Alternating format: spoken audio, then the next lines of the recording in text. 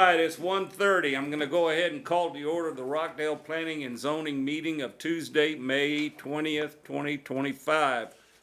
Could I have a roll call, please? Chair Williams. Here. Vice Chair Ratliff. Here. Commissioner Miles. Commissioner Willie. Here. Commissioner Barczyk. Houston. Here. Commissioner Slowbod. Here. Commissioner Higdon. Here.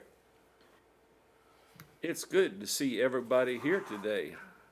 Hello. We're going to have the Pledge of Allegiance followed by the invocation. Please stand. I pledge allegiance to the flag of the United States of America and to the republic for which it stands, one nation, under God, indivisible, with liberty and justice for all. Bow our heads. Heavenly Father, we thank you for this glorious day that you have given us. Lord, please watch over and protect each one of us. Thank you for this opportunity to come together and make decisions for the betterment of the city of Rockdale. Lord, please bless this meeting and guide the thoughts and the words and the decisions that are made herein. Lord, we ask all of this in the name of your Son, Jesus. Amen. Do we have any citizens' communications? No, sir. All right, action items. Consider and take any necessary action on a recommendation to the City Council regarding a preliminary plat submitted by Juan Perez Jr. for property located at 1635 North FM 908 into 2 lots. And we have lots to discuss. We do. So this is the reason why we're meeting today. In case you were wondering, the local government code requires that we take action before 30 days on a plat that's submitted. So they have submitted a plat for this property, which is within our ETJ. There are some comments on the plat.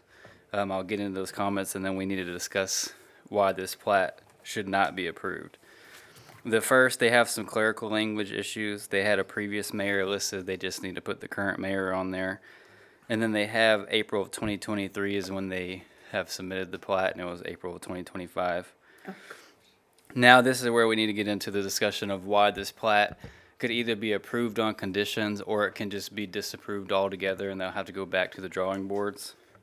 Since they're in the ETJ, their water provider is either going to be serviced from a well or they're going to be serviced by Southwest Milam. And they need to provide a bill of statement on which one they're doing, because the local government code requires the property to be a certain size. So if you look at the most northern lot, they're only proposing about 0.4 acres. If they're going to have Southwest Milam service them and they have their septic, because they're going to have septic out there, it has to be a minimum of a half-acre lot for any lot that they craft. If they're going to service with the well, That's under whose rules is that? that's TCEQ regulations. CECQ on septic, right? That's right. Okay. And so if they're going to have Southwest Milam service them, they'll provide a bill of statement that will tell us if the utilities are there or if they have to extend to them, and then they'll craft their lot as a half acre. If they're going to go with the well instead, they'll have to provide that bill of statement, and there will have to be a minimum of an acre lot. So with what they proposed, the lot's too small either way they go. That northern lot, that is going to have to change. I've already let the applicant know about those rules and regulations.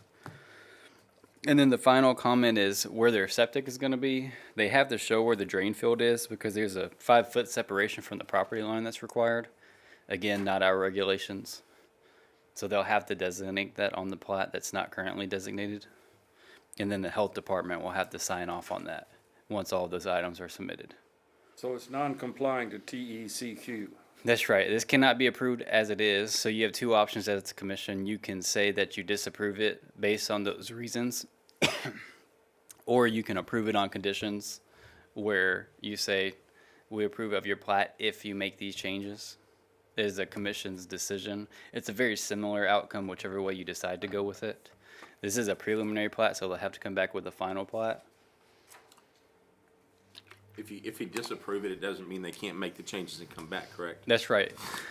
It's real similar. Whichever way you go about it, they're going to have to make the change. It's just whether you approve this preliminary plat and they go straight to final, or if you disapprove it, then they'll have to come back with a preliminary plat. Unless there's no infrastructure extensions, then they could come back with the final plat. But that just hasn't been determined at this time, since we don't have a bill of statement, if Southwest Milam's going to service them or if they're going to do a well. Staff recommendation. Staff recommended to approve it because this is a preliminary plat. They're gonna have to come back with the final plat, so you would approve it on the conditions of the staff comments, saying that you need to provide us a bill of statement first, show where your drain field is for the septic, make those small changes, and then however you're getting your water is gonna determine what that size of that northern lot's gonna be. But they can fix it. It's not economically adverse to fixing, right? I mean, they can fix it. They can correct the plat They if can I'm correct it. following the question correctly. Okay. They will have to correct it, because if they don't correct it, then it's going to be disproved, or if we approve it on conditions, the way that works is if they don't meet those conditions, it's not approved. You have to meet the letter of the law on whatever you state. We're just bound by state law that you can only approve it to codes, and so what I've listed is what state codes are. That's why we could disapprove it. What is your recommendation? My recommendation is to approve it, subject to staff comments, because again, it's a preliminary plat. You'll see a final on this, where you'll see how the lot's actually gonna be crafted. So next time you see this, you'll have your question answered on how they're getting their water. You'll know exactly where their septic system's gonna be, and how that drain field's gonna work. And you'll see the size of the lot, as well as the small corrections that I mentioned about the mayor and the date. So I guess my question was, they can correct, it's not impossible to correct what they need to do. No, it's not possible. Okay. They wanted to keep the lot small at the top. I talked to the surveyor and the property owner, and for whatever reason they wanted to keep it small at the top. I didn't get into it with them. I did some research and I contacted the health department and they sent me the stipulations of the CCQ requirements, and so I then let the applicant know that is moving forward, but just know that your lot is too small at the northern portion. I make a motion that we approve sending it to city council, or the preliminary with the conditions being met, requiring the conditions being met. Second. You have that? Okay, so we have a motion to approve with conditions. All those in favor, your right hand. Motion made, seconded, and carries. We're now going into the workshop. Conduct a workshop to interview potential candidates for the Planning and Zoning Commission for a term expiring February 2026.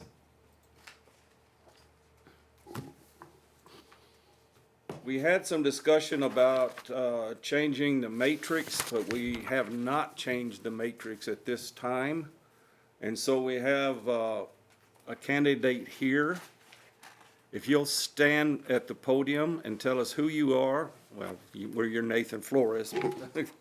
You want us Flores or Flores? Flores is fine. Okay. Go ahead and introduce yourself. Hello, my name is Nathan Flores, from Rockdale, born and raised. I have a wife and 3 kids. We live out in Cornerstone, nice neighborhood, growing. I currently work for a company called Pump Solutions. We service, install, and build lift stations, and as wastewater treatment plant and water treatment plants. I've involved in youth sports around here for at least 12 years. I'm currently the president of the Rockdale Tiger Youth Football and Cheer. Served on the board for the Little League Baseball for a few years. So I started out as a board member or a coach with youth football, then board member, vice president, then president. So that keeps us busy and keeps us involved with our youth and keeping track of the growth that's coming. I see I see a lot of development coming on what I do as far as work. I work with a lot of cities in this Central Texas area, like City of Austin, naming one, City of Round Rock, City of Hutto, Temple. I see the development and the growth that's happening right now, so I get to work closely with them on a lot of the engineering plans for the wastewater treatment plants, how infrastructure goes in, city codes. I deal a lot with sending up submittal to the engineer. We'll get it back. And so when I saw the Planning and Zoning Commission, probably last year was the first time I got interested. I kind of wanted to relate and use my career field on, helping this Rockdale, knowing that the growth is coming, and knowing that I have almost a firsthand view of what growth is actually in smaller cities. Hope to use that to our city's advantage to get ahead of the curve on the growth and that's coming our way.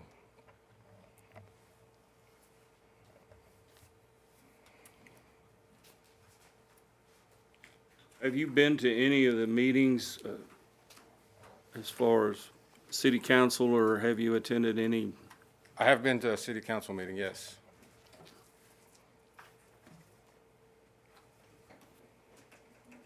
And when you say you're with the government, you go in with the business and you have discussions with them, or what's your interaction? How do you? So I'm a project manager from our company, and so we build and install lift stations and water treatment plants and wastewater treatment plants. So what we'll get is a blueprint of what they want, and we'll engineer the way the lift station goes in, what goes in, the amount of water or waste coming in. Our pumps are engineered to have as much head as it needs to, put flow up and into, to do the whole cycle of water treatment and wastewater. So there's a lot of back and forth with I'll just use the city of Huddle for an example. There's a lot of back and forth communication on, where we can put it, how we can put it, on how far from the road, and existing water lines and new water lines going in. Some of what we deal with the tech stop, because, how far you can get to the road, how close you can get to the road. So we're, in communication almost every day with someone from a city government to, get our job done and make sure their expectations are met.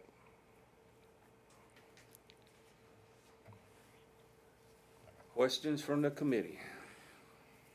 Have you been a resident for more than 6 months? Yes, I have. Oh, yeah. Probably said he's been arrested. Well, arrested, yeah. Yeah, I own, we still own our house in town on Jackson Street, and of course, we're buying the one out in Cornerstone, so we still have a property in town. Cornerstone's in the city limits, so you're living out Yeah. there, you're in the city. Okay. If you move across the street, though. Yeah, some people ask me that question. So you live out in the country? I said, no, we're in town. We're in town. I'm intrigued because I don't think we have anyone living, I guess Esme lives there Yes, she does. as far as representing the city, but someone that sees it, we have kind of now east, west, and then now a whole separate division out there. So it is a little intriguing to me to have someone that kind of sees what's going on out in that area that's different from everything else we have here. Absolutely different. Yeah, I'd just like to add, before I started my career with the company I'm with now, I did not realize how much goes into, I should say, I guess, city work as far as like water lines, wastewater. I guess it's out of sight, out of mind. You don't see that every day, and there's so much that goes into that, planning and zoning. The plats, for the last year I've watched the planning and zoning meetings, and you hear those terms a lot watching the meetings, and it makes you want to go look it up and like, hey, what is, the definition behind it? And some of that we deal with what I work with every day. So are you gonna be able to make the meetings? Yes, You know the times that we meet, yes, and that we do it twice a month Yes. here lately?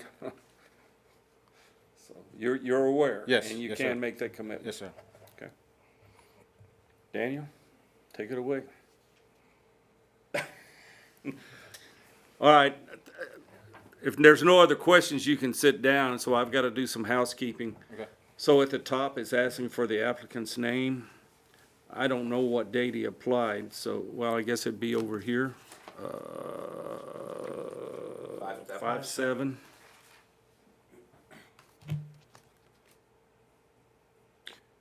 And then I guess you just, oh, I did have one other question. Have you been to any board meeting? Well, you said you're on the softball, right? Youth And football. Youth football and, President of Youth Football League. And I was on the board for the Little League Baseball a few years back. but we're looking more like for library, parks and stuff like that. Is that the question we're really, or does, or, No, I mean, the question's more for community involvement. so that, okay. He said he did watch some planning and zoning. Right. Right. So then you'll total up your little squares and you'll have a score.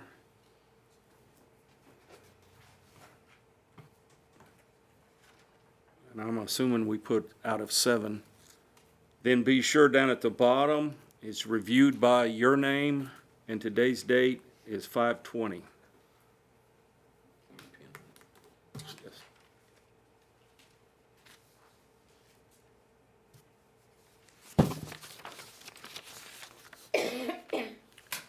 And the other candidate is not available today, Well, she's been interviewed before and she So- didn't have any more to add, so we have on file, correct? Yes. So she's on file, okay. And then you want us to pass these in to you then? Yes, we don't have to score them today since we have another meeting before council, before the council meeting. Okay. We can just pass them to you. It brings us to workshop number 3, conduct a workshop to discuss the historical preservation committee's responsibility. Those that are new on P and Z, you get to wear 2 hats. You actually are also on the historical preservation committee. And we started some initial meetings on that to describe who we are, but we needed to figure out when we're gonna meet and some of our goals and objectives maybe. See how far we get with this. Hello, Ben. Yes, a surprise, you're on 2 boards, if you didn't know. So congrats. Now, we did this back in 2023 at the end. The 1895 needed a historical designation for those who do not know. So to receive one, we had to make a historical board. We call it the Historical Preservation Board, that's your official title. And so to receive that designation, we appointed the Planning Commission to fill that role. It still remains that to that day. And so currently you guys just meet on an as-needed basis. And so I was looking around other communities.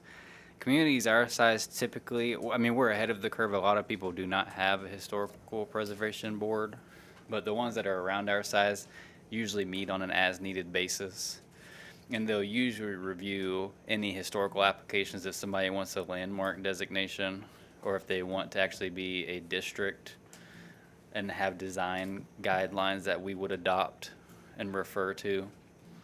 Because I'll tell you how the city of Hutto does it. They actually have, let me see, they call it a certain application. They call it a certificate of appropriateness. And they're required to fill that out. They have, essentially they have a district that's adopted and it's their older downtown. So if you want to do any type of permitting, Just like us, we have, well, We have a designated historical district. we do not, We we'll have get the into that downtown, discussion.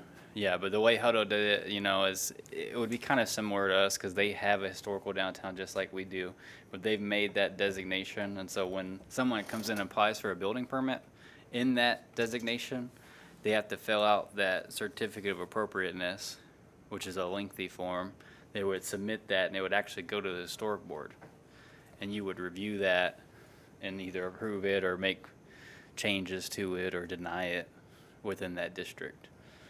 And the city of Henderson had a similar situation, and typically it was addressing exterior improvements to the building that maintained or retained its historic nature, so that interiorly there wasn't as much concern, but from an exterior standpoint, generally within the historic defined district, you want to maintain the historical and cultural significance of the facades of the building.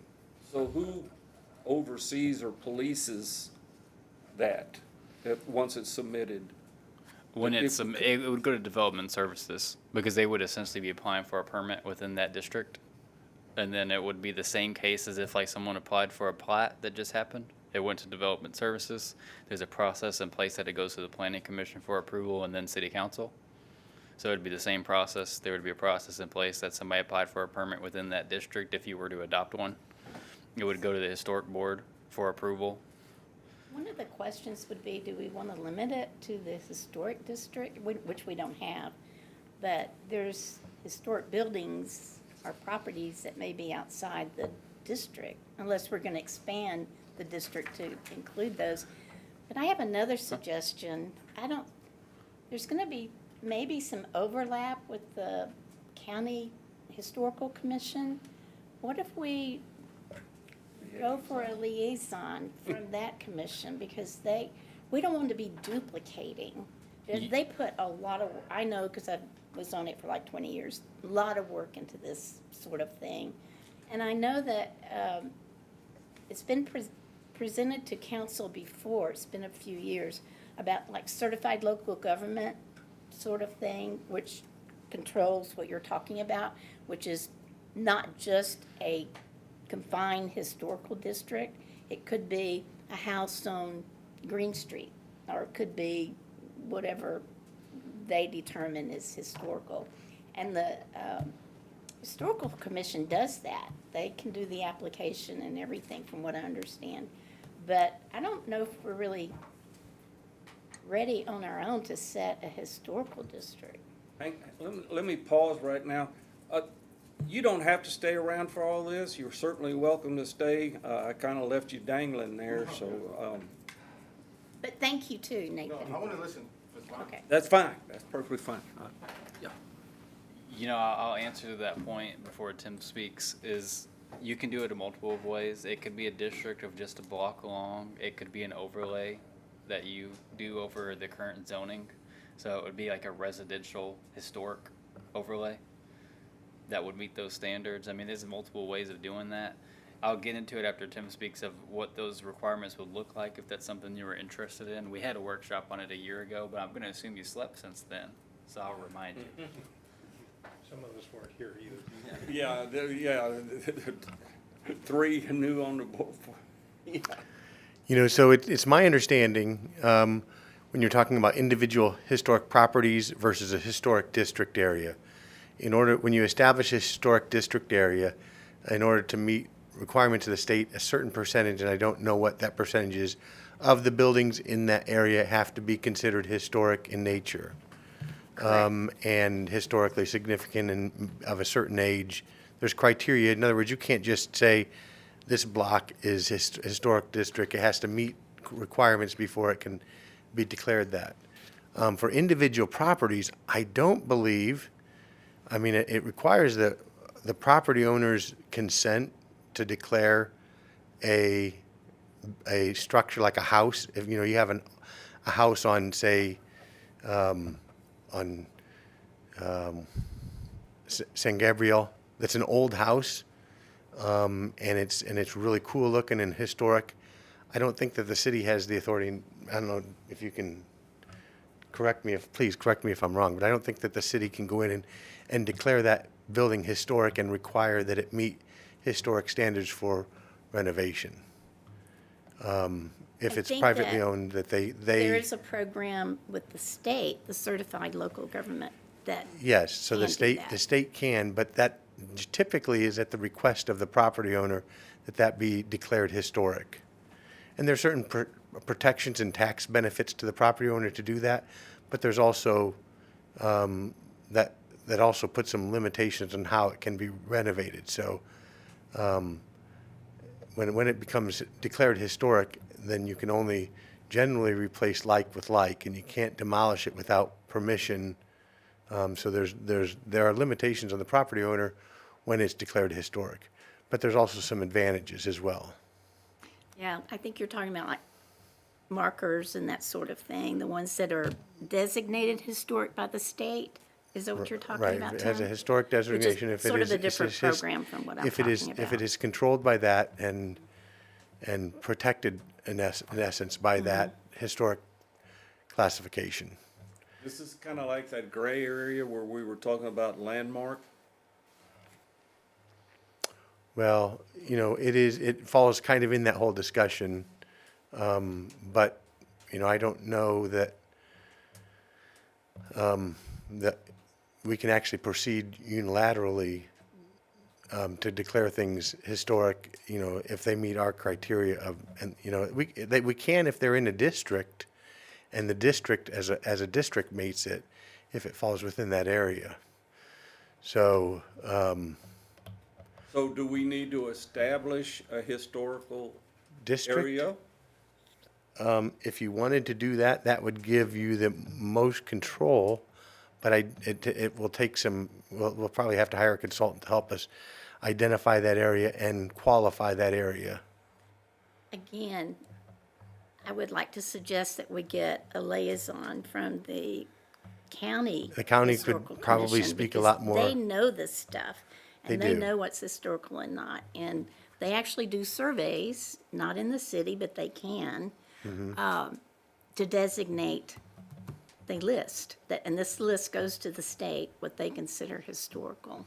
I don't want to double up on work for It both might be a good idea for entities. the next workshop on this topic. I'm sorry.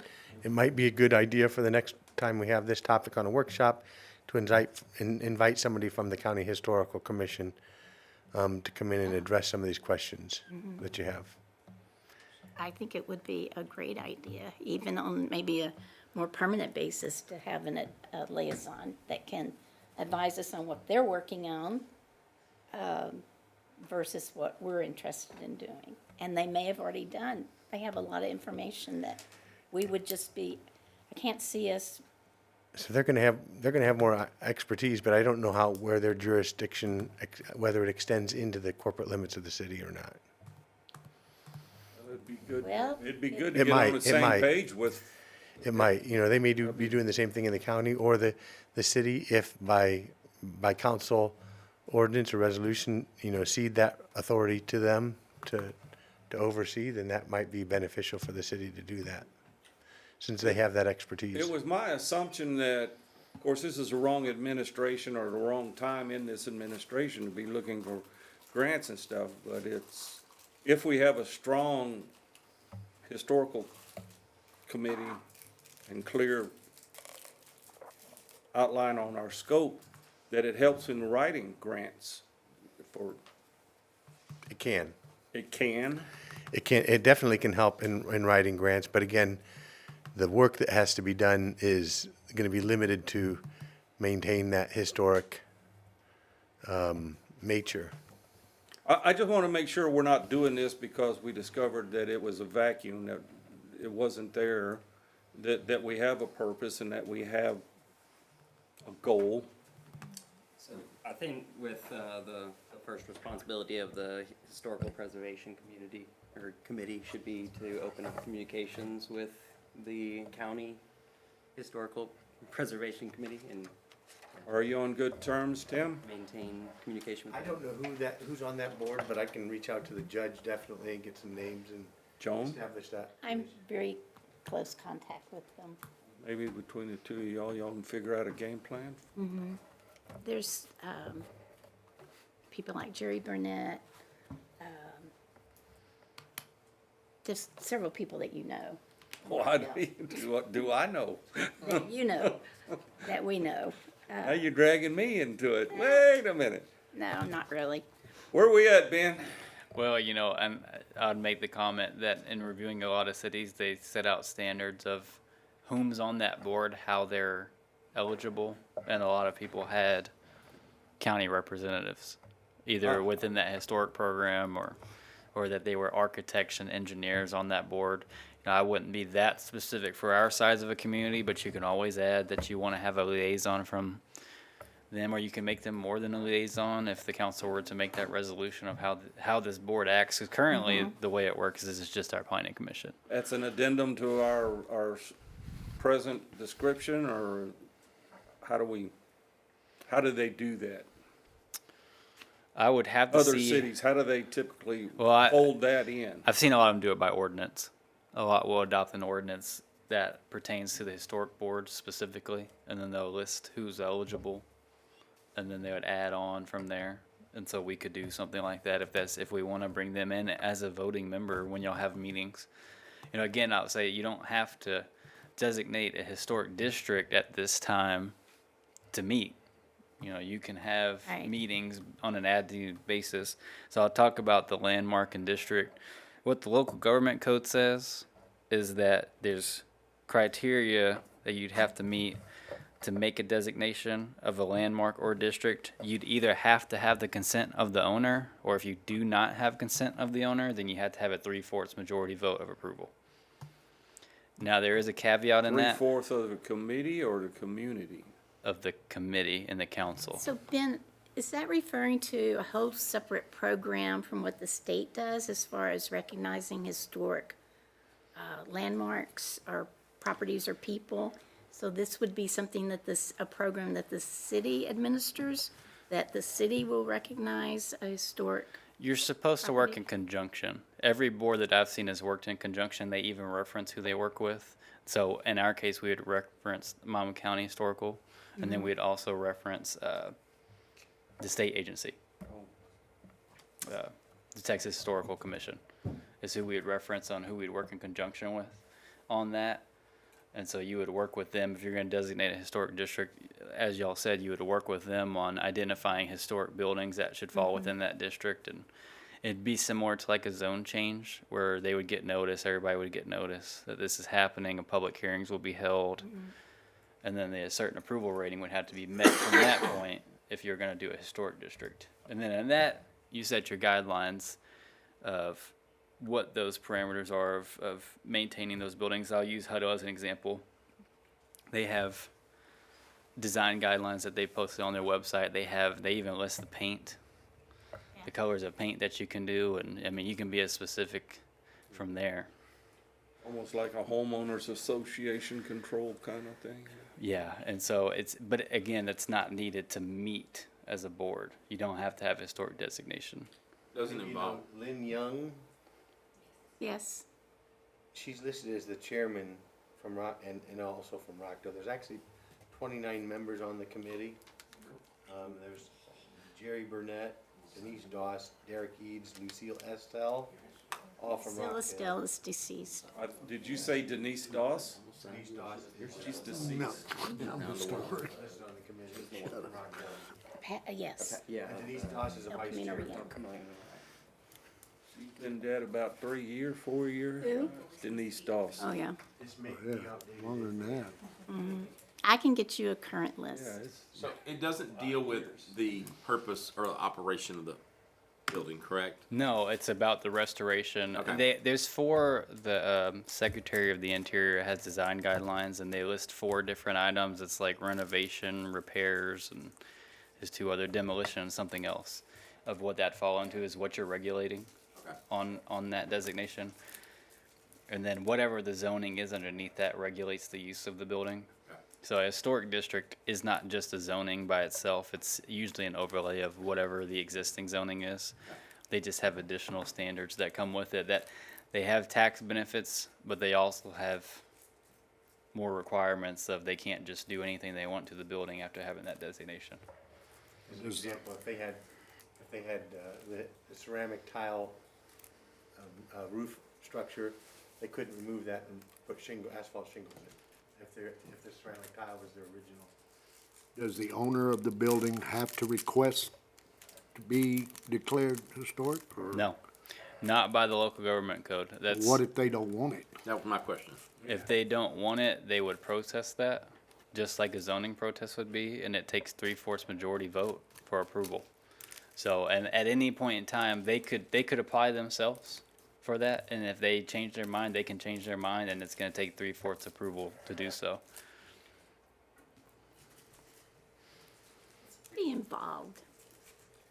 The city to have their own historical landmark program, like Tyler does, and a lot of other cities, so they do their own plaques and whatever. There's a lot of crossover. It's a lot of work. That was Yeah. my next question. Where do you see the size of cities that establishes these We're historic districts? we're pretty ahead of the curve, to be Okay. quite honest with you.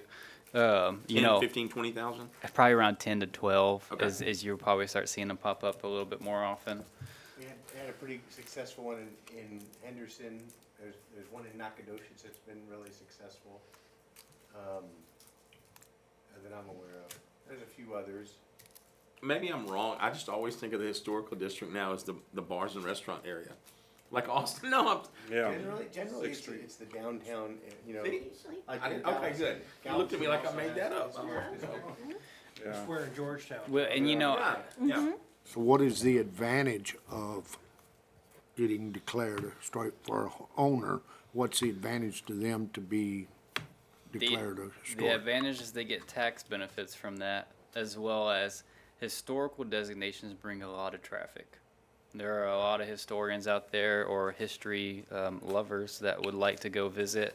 Joan can answer to it about how many people probably go through her property just to read the plaque and leave. It's the largest number of tourists, percentage of tourists to Texas are interested in preservation and historic.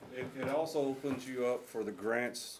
Yeah, you can get grants to help you with your facades. Okay. Yeah. You know, But is that through the historic district kind of program, a city program, or is that through the state program? it could be both. The city could administer a program. Usually, a larger city would. Someone our size wouldn't have the funds for something like that.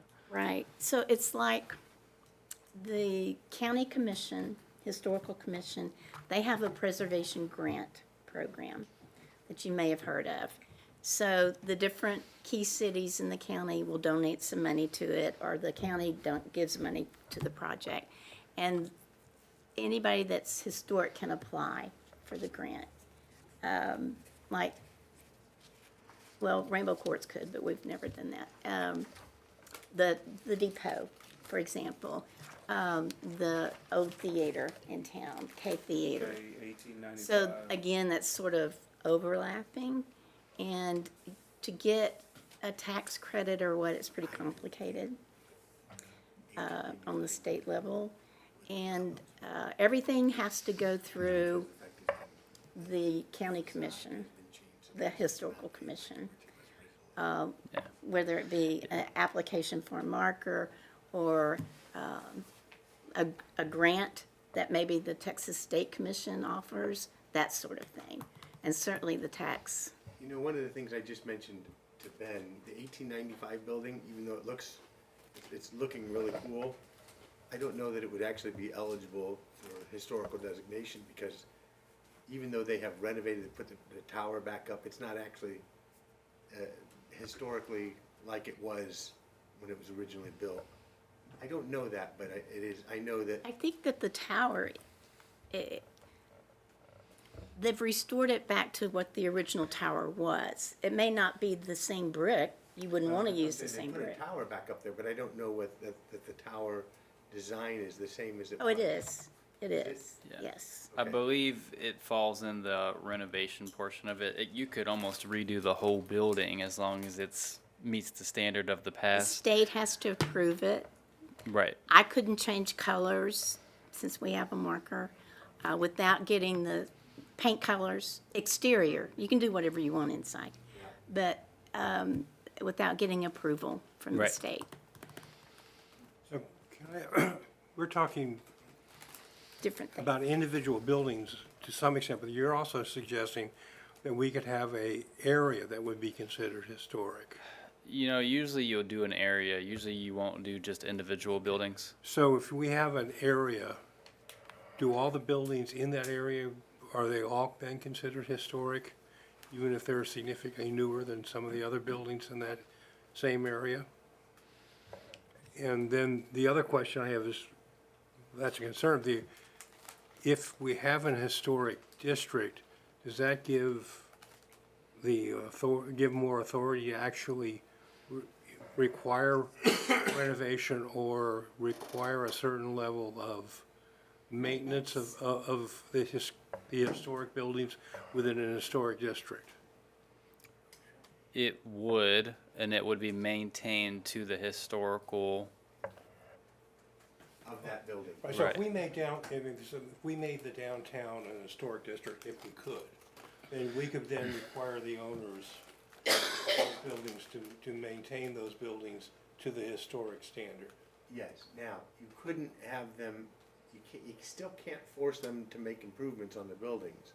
All you can do is say, if you make improvements to your building, you have to do it according to the standard of the original building. So in that historic district, you might have buildings that are architecturally circa, 1920s, some that are 1895, some that are 1950, and when they're renovated, they have to be renovated to maintain that, But it doesn't give you any extra control to require a certain level of ongoing No. level. It requires not ongoing maintenance, but any maintenance has to meet the requirements of that period. So I've had a problem with, we had a problem with this in Henderson actually, because there were buildings that were not being maintained. Property owners actually wanted to come in and do some work to the buildings, but they had to meet the historical standards, which was more expensive, and they couldn't get a grant to make those, so it was kind of they were in a catch-22. They wanted to do stuff, but they couldn't because of the cost of doing it historically. This has come up before, before city council, and this, at the time, the citizens or people that own buildings were very opposed to it, including the city council. So county commission people, including myself, we've been to city council meetings to talk about this sort of thing. But that doesn't, it's a different world. But just know that there are some people that will be opposed. Now, As you can imagine, somebody Yeah. telling you, you can't, if So, you Bob- paint your building, it's gotta be this color. Right. I was feeling maybe a little hopeful that this could help the enforcement part of I know what you're the city. saying. We actually, and we are moving forward on enforcement of an ordinance that city passed about a year and a half ago in regard to vacant buildings. Because there is a registration requirement and there's a registration fee that increases over time. If they remain vacant for 3 years or 4 years? 4 years. 4 years? Yeah, it goes up annually. In 4 years, it hits its maximum limit. What, $2,000? $2,000 for registration on year number 4. $2,000 to maintain a building that is vacant. So that's gonna put some pressure on property owners to restore buildings and make them operational that are vacant. Rent them out, get some income. Yeah. I think, what John's talking about, and I agree, is that I think we need to be careful about really designating historic buildings for that same reason. I can understand, for instance, the 1895 wants to be as close as they can get to recreating the situation. But, for instance, someone wants to redo the furniture store in town. I'm unclear that there's any historic value If to it's it more to than begin with. 50 years old?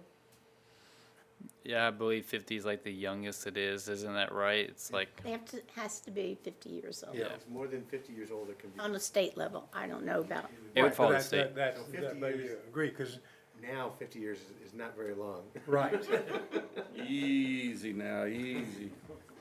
but I think that there's some programs that can 50 do years I this. was in college. Yeah. I graduated from college. Easy, boys, easy. Well, I understand the as-needed, meeting, but I also have a concern, just like the data that we're looking at here, that if you don't meet for 2 years, your data can be pretty old, Yeah, contacts die. And, I almost would say I'd be more comfortable having at least one meeting a year, just to see where we're at and what we need to add, I think you should have a meeting every year because of the fact that you want to have a new chairman, you have designated chairman and a vice chairman and hallelujah, pass the biscuit. organizational meeting. And I think we Have should at least one meeting a year. I think we came up with a mission statement and a vision statement. We should share that with everyone on the commission. Well, I wrote it down because I was finding it today, so I'll read it I for you. did too. I knew, here we go to clash. Well, I'll let Joan do the honors The because it was your statement. It was a good one. Yeah. Why don't we just make a copy of it and give it to them? But basically, the City of Rockdale Preservation Board's mission is to advocate for a future that honors and protects the people, places, culture, and community while working to preserve the significant historical, cultural, or architectural heritage of our city for current and future generations. That's what I have as the, Uh-oh. okay. Well, it's scribbled on, but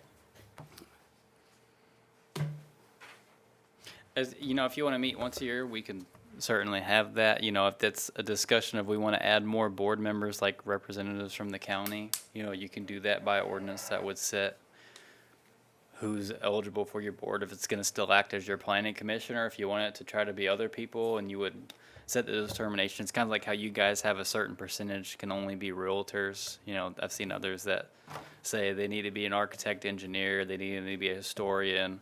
They need to work with a historical commission at some point for so many years. I mean, you can be as specific as you want.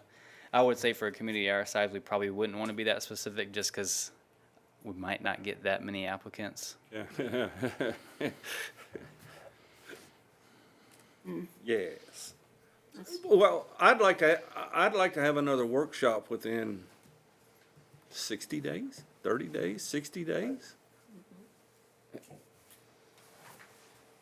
I mean, I don't know what the future looks like. I don't know how much you have on the docket. But to give time to follow up with talking to the county and what have you, I'd like to have another workshop. That's just, I think it would be a good idea. because a lot are new here. They've never heard it before, and some of us need a daily refreshing. You want me to see if we can But- get the county, the chairman of the for my county commission, scribbling. come join us? The county historical commission? Yeah, that's what I say. I'd like to have a workshop probably, I'm gonna say within 60 days. That puts us into the summer, so I don't know, but let's have a follow-up on this. 30 days would be nice, but I know 30 days anymore for me is yesterday. I mean, so I'm just making a request that we work it in, a workshop in within 60 days. I think we'll probably want to do at least 60 days because there are going to be, you know, a couple of new board members coming on and give them a chance to get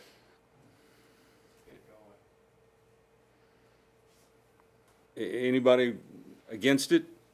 Any no? Okay, well, let's shoot for that. Okay, so now,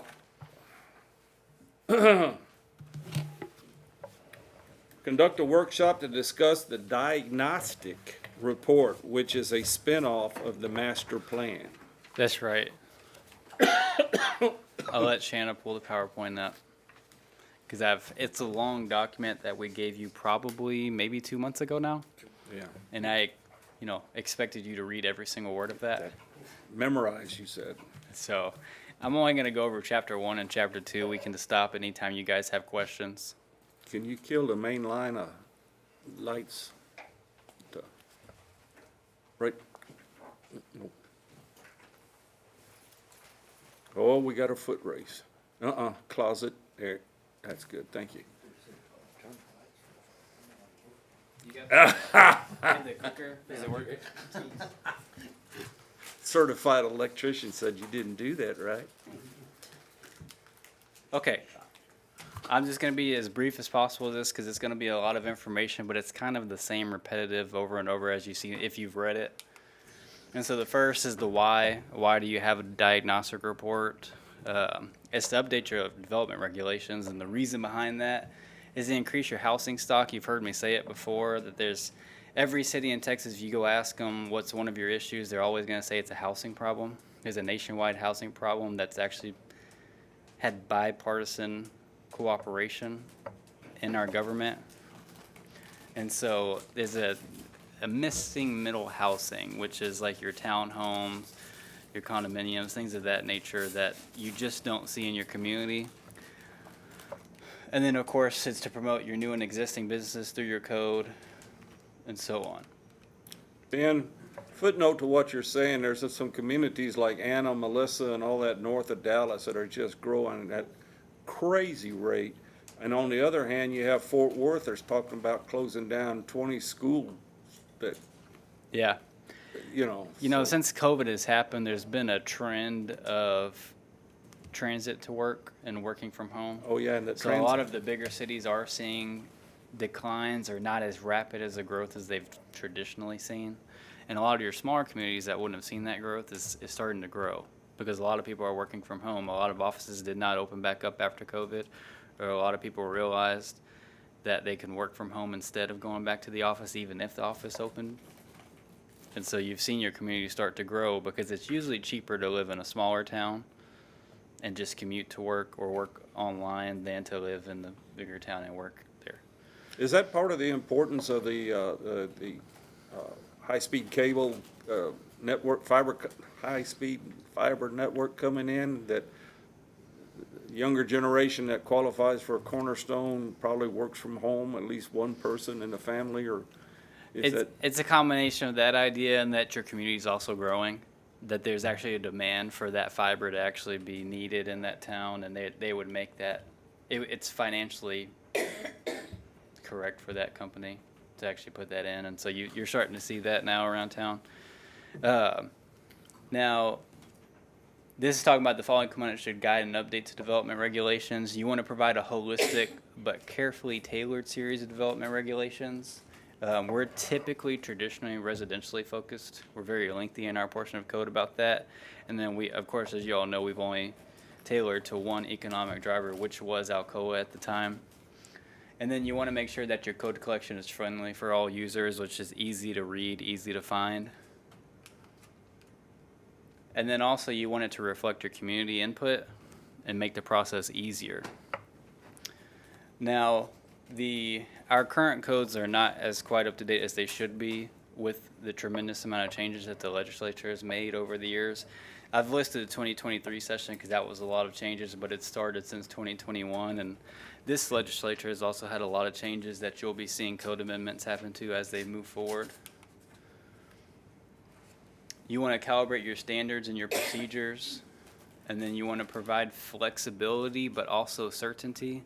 So a lot of these are going to be your fine balancing acts, which there's not a one-size-fits-all. It's really, this is going to be code updates that fit our community that may not fit another, and so that is the Planning Commission's job, is to work through these code amendments and what best helps Rockdale and also make them enforceable. So you've heard me mention this before.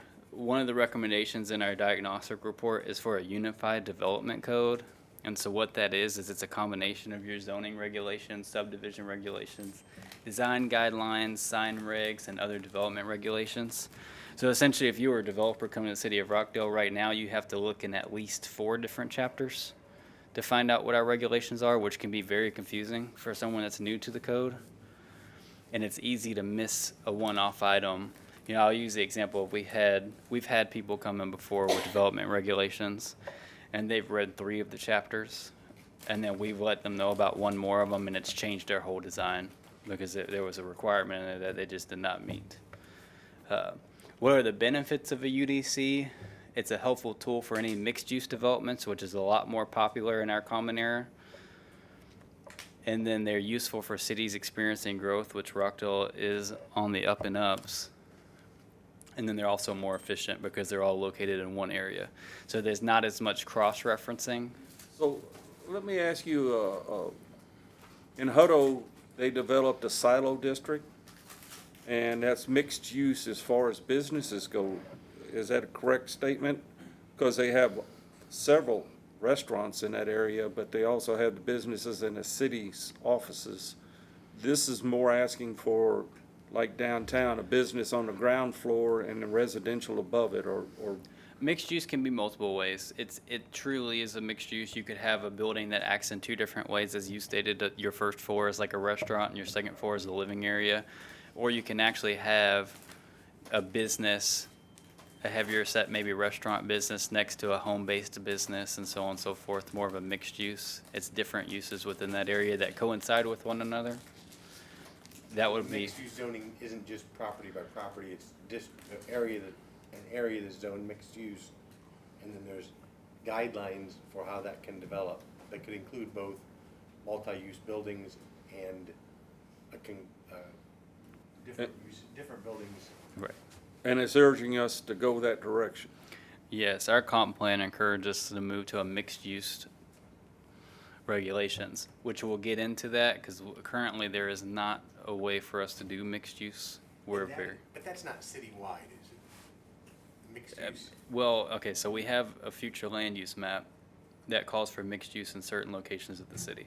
Right, so there's still gonna be traditionally designated residential areas, certain designated industrial areas, certain designated commercial areas, and then you also have designated mixed-use areas.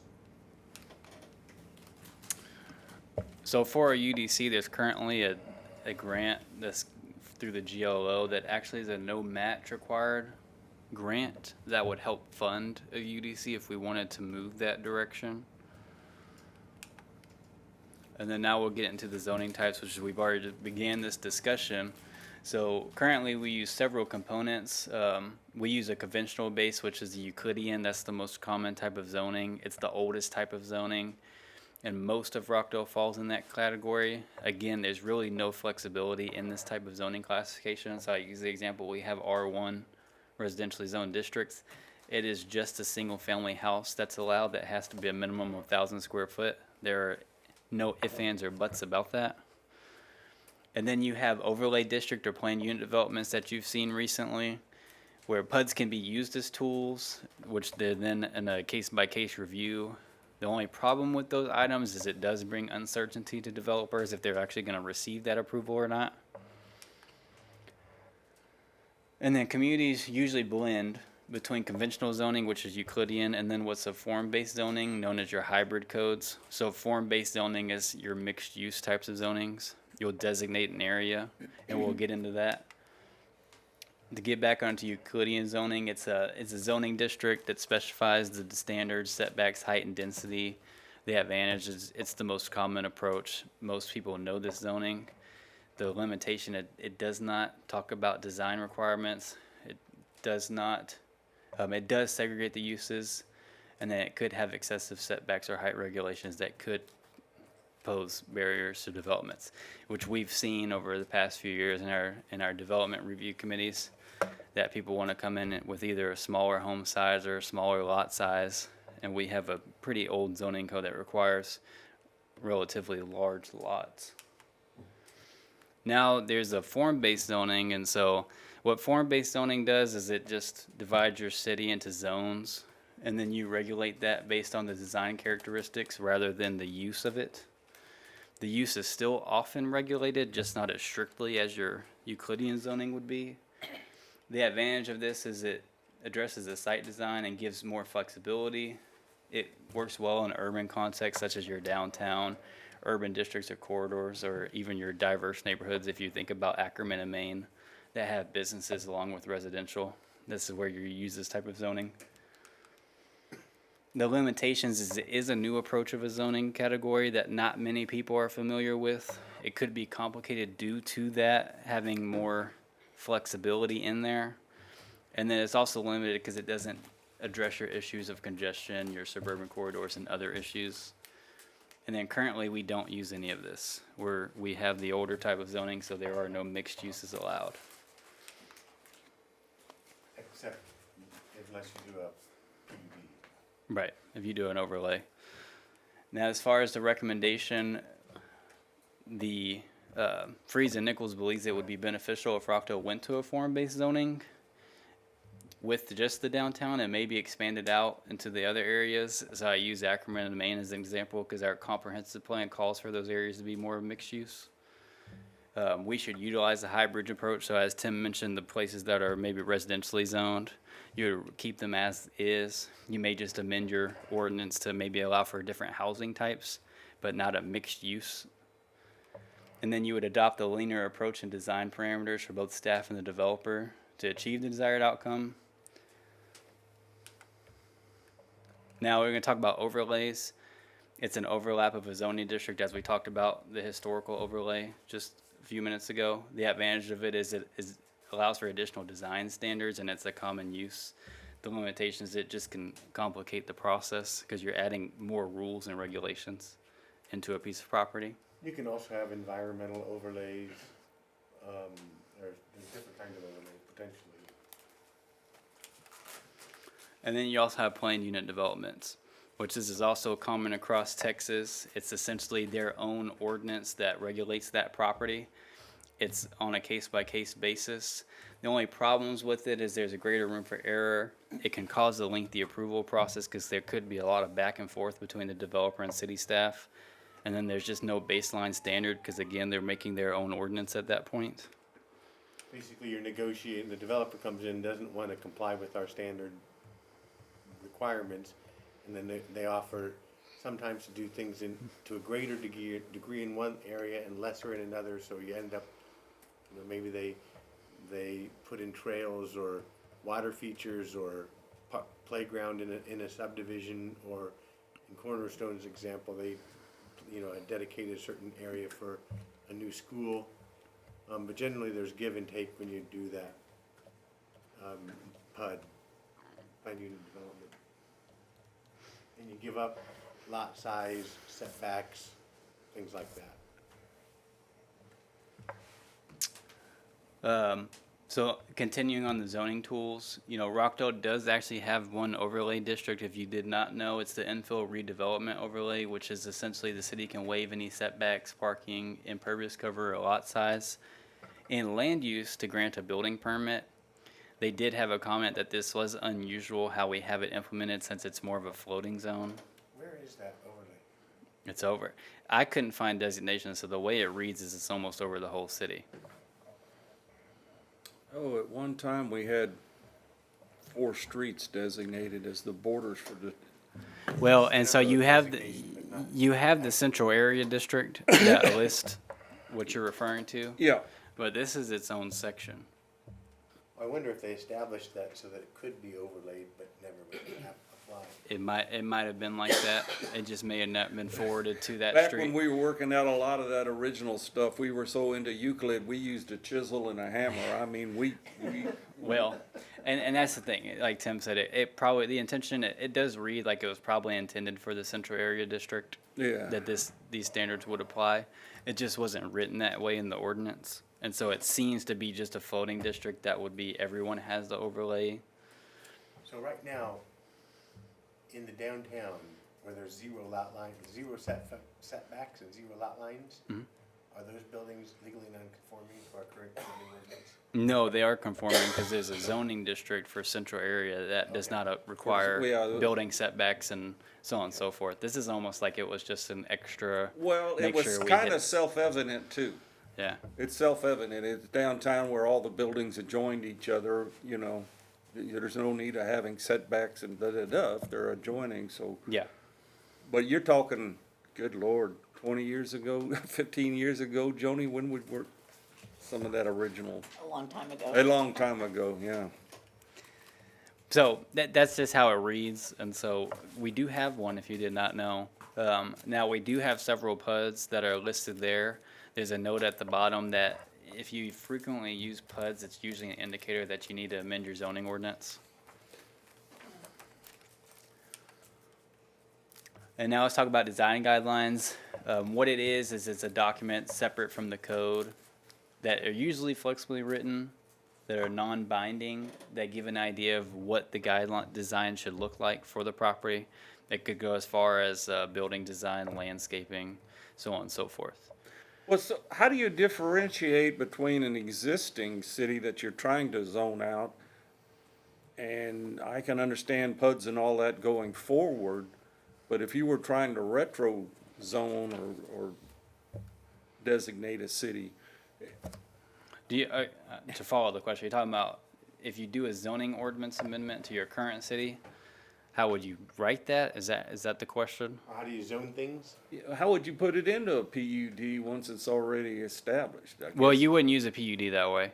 A PUD is typically for newer developments. That's where I'm, And that's, yeah, and if you see them often, then that means your zoning code's outdated, and You need to amend that. So we, as an example, in Freeport, we didn't have a downtown district, and the buildings were built adjacent to each other with no front yard setback, and they were all legally non-conforming, so it caused a problem for, the building official when they wanted to issue permits, they couldn't because it was in non-conformance. So we actually had to go in and create a zone that fit the existing conditions. Also, it falls under insurance too if it's non-conforming, right? Yes. Well, because it can be a problem because of the fact that if the building burns down or falls down, it can't be rebuilt. You can't get a building permit Right. for something that's not legally non-conforming. So we actually had to change the zoning criteria for that district, for that area, that met those existing conditions. And you do that basically, when you redraw the maps, you do end up with some legally non-conforming properties, but it kind of goes along with your land use plan, but those people can oppose that, and they can, change how it all fits together, but it's a process. I actually went through this process in 2 cities already, so. Good. Stick around. It's gonna get interesting. But it is tremendous from the standpoint of Ben's department, because they have clear guidelines and direction and a really strong foundation to operate from. Yeah. And so with the recently adopted comprehensive plan, they call for a lot of things that we don't allow. And so that's pushed this narrative of why I've worked to start getting this report to you guys, because we need to start thinking about our land uses. Because as Dustin applied, he's a key example. He's the first one that applied for something that should have been approved by the comprehensive plan, but our zoning code would not allow for the approval. And so to implement that comprehensive plan, we need to start doing the groundwork of adopting codes. We don't immediately have to go to a UDC, because that is going to be costly, but we can at least start amending the land use, what your requirements are in your zoning, because right now we require pretty large lots that is not typical for development anymore. And we require at least a minimum of 1,000 square foot homes, where smaller homes are starting to become more popular. There's different types of home types that we don't even specify that are allowed, that we need to start getting into, as well as the legislature is requiring, or they might require, they have not approved it yet, for accessory dwelling units to be allowed. Did you say there's up to $300,000 in grant funds available? Could be, yes.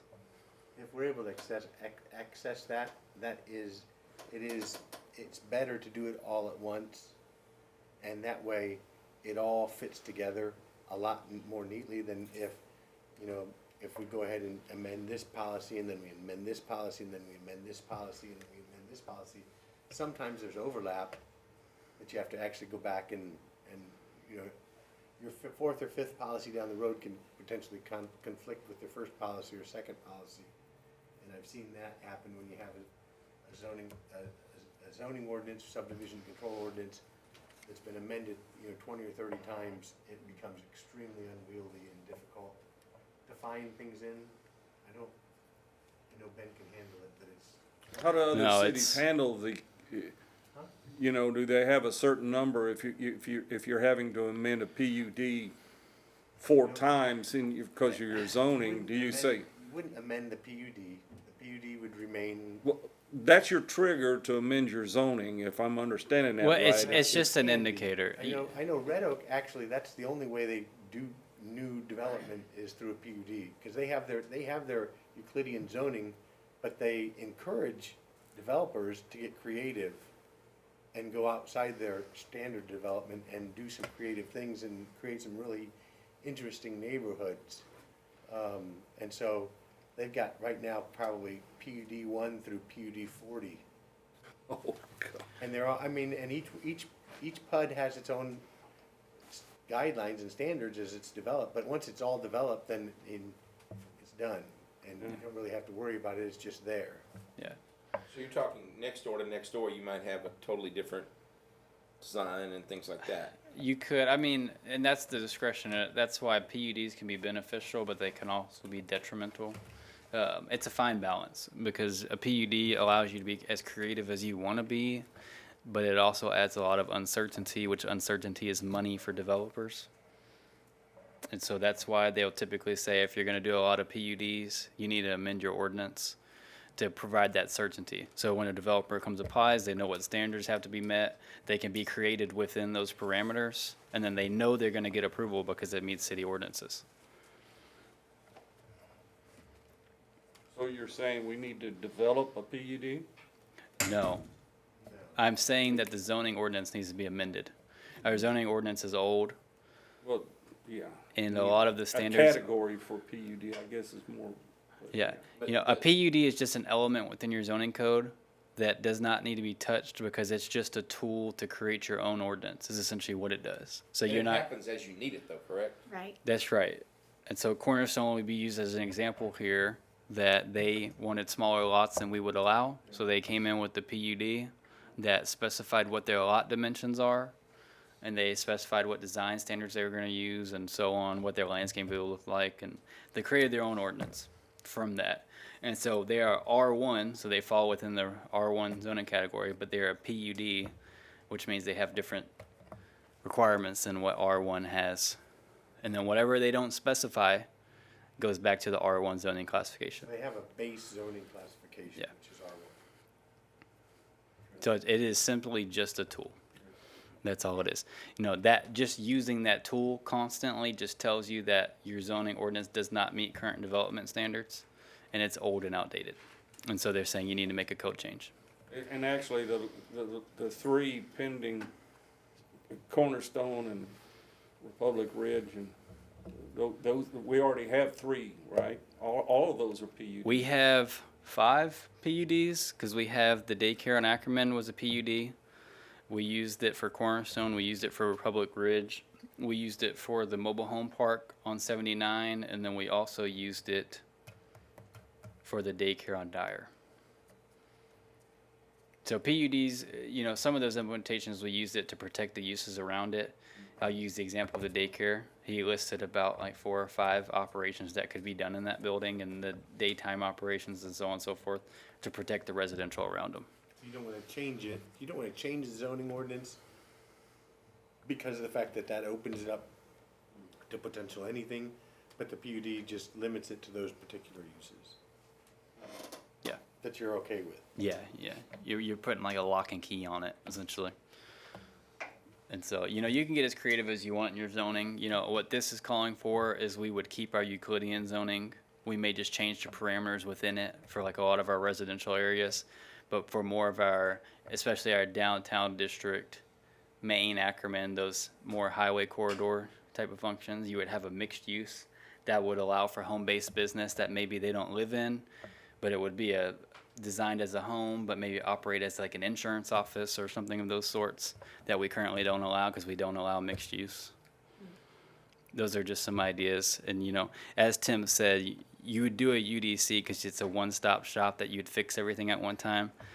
Because every time an ordinance update comes, you try to cross-reference as best you can, but if you imagine it's putting a Band-Aid on over and over again, you know, eventually you're going to miss and you're going to have some failures of cross-references, which we'll talk about later on in this diagnostic report, not today, but we have a lot of cross-reference problems in our ordinances that staff is aware of, and so, you know, we're used to using it and we know where to look, but maybe a developer would not.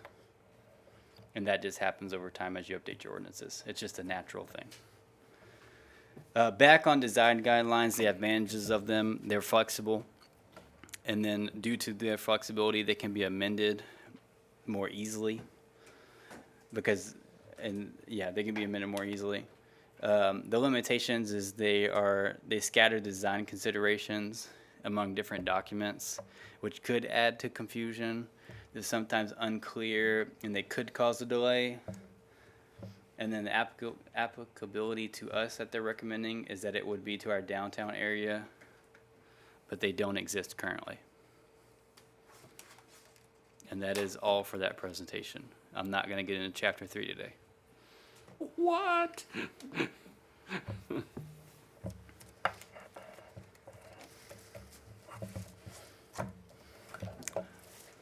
Okay, that's it. That is it, unless Any you guys have any questions. Any questions? We have one other non-agenda item we'd like to take care of at this time. Daniel, if you'll walk down in front of this, monitor right here. And if you could turn the, It's my great privilege, and I didn't know whether or not it would be here in time, but Doug Yeah. is a orator. And so it's with my privilege, I'd like to present this back to you in recognition of your commitment to the Planning Commission of the City of Rockdale. I will tell you though, I've been looking through the charter, and I believe that you'll actually serve until your appointment is appointed. I don't think that there is, you won't necessarily just step down because of the fact that you were elected. I may be wrong about that, but I can't find anywhere in there that says that you can't be on the council and the planning commission at the same time. But generally, what happens is we'll appoint somebody and then that one can step down, and then they get sworn in. Okay. Anyway, so you have to be here next time. was that clear to you, Daniel? I've enjoyed this. This is really good. So, well, we have one more shoe to drop. Bob, did you want to say something? I have made plans, and my wife and I are going to be moving. No way. We're outside our level of competence to actually maintain a home the way we want to. We're moving to a 55-plus apartment in Round Rock. We have enough energy to do things, but then we have to, if we cannot take care of things the way we used to, so we need to take care of ourselves, so. Congratulations. Well, always. So we're gonna need one more commissioner. Yeah, so, yeah, We don't know when.